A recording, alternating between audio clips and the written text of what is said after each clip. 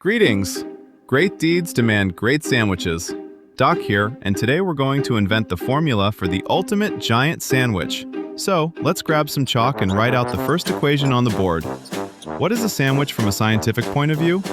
It's an engineering structure, two load-bearing elements, the bread, and a filling that has to hold its shape, not fall apart, and taste delicious at the same time. Now multiply that by 1,000. And you've got yourself a challenge worthy of real engineers and chefs. Eyes on the board. I'm working out the formula for the perfect giant. Weight plus surface area plus fresh ingredients equals a world record. Sounds simple, right? Now let's plug some actual numbers into that formula. Let's start with the big question. How big can a sandwich actually get? I'll answer with a fact. The Guinness Book of World Records keeps several records in different categories. But the heaviest sandwich in history was made in America. It happened in Wildwood, New Jersey, back in 2005. That monster weighed in at 2,467 kilograms. Just picture that. That's like 2 full-size cars made entirely out of bread, meat, and cheese. But that's not the limit when it comes to length. In 2011, Lebanon made a sandwich over 735 meters long. It took hundreds of people to assemble it on a long table stretching down the street. And in Terracina, Italy, they built a panini-style sandwich over 2 kilometers long. So which one is actually the biggest? Let's break it down. The Wildwood Record is a weight record. That's the one that counts as the classic biggest sandwich because it was a single, solid sandwich. They could lift it with a crane and slice it into portions. The long ones? Those are really just records of length.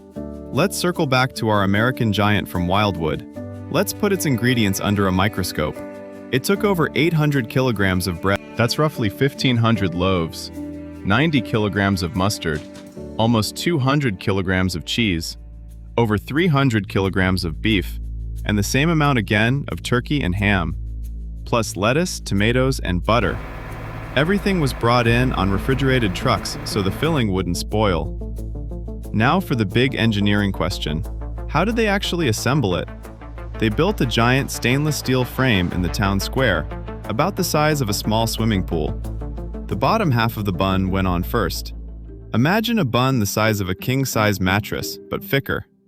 Then, layer by layer, like a real skyscraper, they stacked on the meat, the cheese, the vegetables.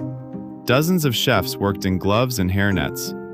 On top went the other half of the bread, and then they pressed it down with a press. It took the whole day to put it together. And this is where the physics gets really interesting. A normal sandwich you hold in one hand. A giant sandwich needs a crane. The weight distribution is such that if we hadn't used a steel pallet underneath, the bread would have been crushed under its own weight. Bread is a porous material. It's about 80% air. So when you load 2.5 tons on top of it, it's going to sag. The engineers factored that in and made the bottom layer of bread 3 times thicker than a normal slice. So how many people did the sandwich feed? Here's some simple math for you. A regular sandwich weighs about 150 grams. Divide 2 tons, 400 kilos, by 150 grams, and you get over 16,000 servings. That day, they fed the whole town in the square. The line stretched for blocks. Everyone got their own piece of history. And get this, not a single piece was wasted. It wasn't just a show. It was a charity event. Now for my favorite part, the visualization. I'm rolling our DeLorean up to the board. This car is 4 meters 20 centimeters long and almost 1 meter 80 wide. Now let's set our Wildwood sandwich down on top of it. It wouldn't just fail to fit, it would completely cover the car, roof, wheels, everything. The sandwich was over 3 meters long, over 3 meters wide, and almost a meter tall. To haul that thing away, you wouldn't need a DeLorean, you'd need a full-on semi-truck. And to get a DeLorean loaded down with that weight up to 88 miles per hour, you'd need 10 times more energy. One nuclear reactor definitely wouldn't cut it. So what does science have to say about giant sandwiches? First of all, it's not about size, it's about technology. Without refrigeration, the meat spoils in 2 hours. Without a solid frame, the whole thing collapses. Second, speed matters. A sandwich like this has to be assembled and eaten in a single day, or the bread goes stale and the vegetables turn everything soggy. And third, it's always a team effort. No single person can make a sandwich like this. You need dozens of hands. Just look at the final formula on the board. Take 1,500 loaves of bread, add a ton of meat and cheese, multiply by the coordinated effort of 50 chefs, then divide by 16,000 hungry guests.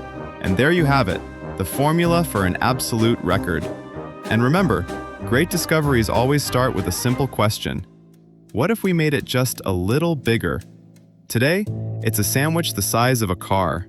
Tomorrow, it's a technology that could feed an entire city. Science is the biggest sandwich of them all. Layer by layer, fact by fact, we build something incredible. You've been with Doc. Don't be afraid to experiment in the kitchen, but start with a regular sandwich. When it comes to time travel acceleration, it's a whole lot safer.